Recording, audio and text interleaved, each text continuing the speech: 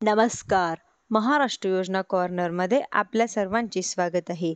आजच्या व्हिडिओच्या माध्यमातून आपण बघणार आहोत की पंचायत समिती योजना 2025 व 26.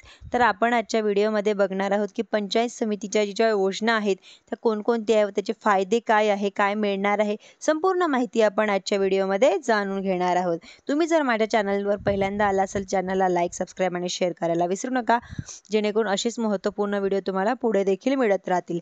चला आता तुमचा जास्त वेळ न घेता आपल्या व्हिडिओला सुरुवात करूया. राज्य शासनाच्या माध्यमातून राबवली जात आहे. एकूण 25,000 कोटी रुपयाचा निधी या योजनेसाठी मंजुरी करण्यात आलेली आहे.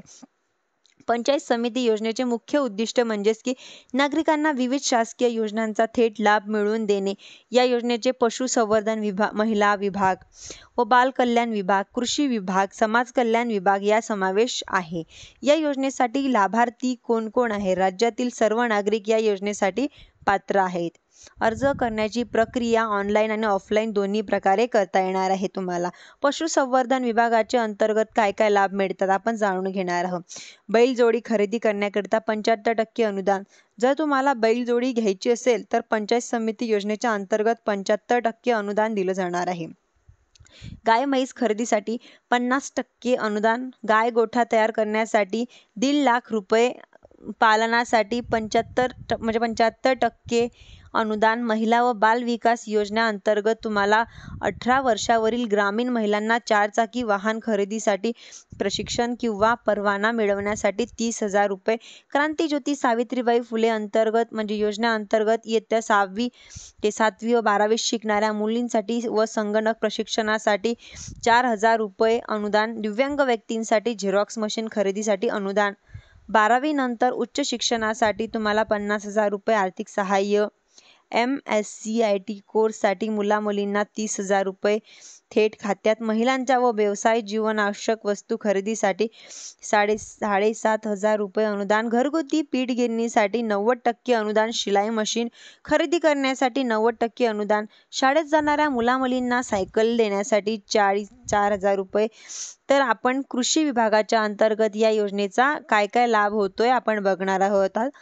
5 HP डिझेल पंप खरेदी अनुदानसाठी. 20 किलो क्षमतेचा प्लास्टिक किट खरेदीसाठी अर्थसहाय्य. ताडपट्टी खरेदीसाठी अनुदान. बोरवेलसाठी खोदकाम, जुनी किंवा नवीन विहीर खोदकाम. PVC पाईप खरेदीसाठी अनुदान म्हणजेच की ट्रॅक्टर, बॅटरी, स्वयंचलित अवजारे, रोटर खरेदीसाठी आर्थिक सहाय्य. 20 लिटरपेक्षा जास्त क्षमतेच्या सोलार यंत्रणेसाठी अनुदान. या सर्व योजनांचा उद्देश म्हणजे शेतीस प्रोत्साहन देणे आहे आणि आधुनिक शेतीसाठी अवजारे सहज उपलब्ध करून देणारे आहे. व या सर्व योजनांसाठी तुम्हाला कागदपत्रे कुठले लागणार आहे आपण आजच्या व्हिडिओमध्ये बघणार आहोत. पुढे कागदपत्रे चला तर बघूया. आधार कार्ड, रेशन कार्ड, रहिवासी दाखला, आधार म्हणजेच की आधारला तुमचा नंबर लिंक केलेला असलेला पाहिजे.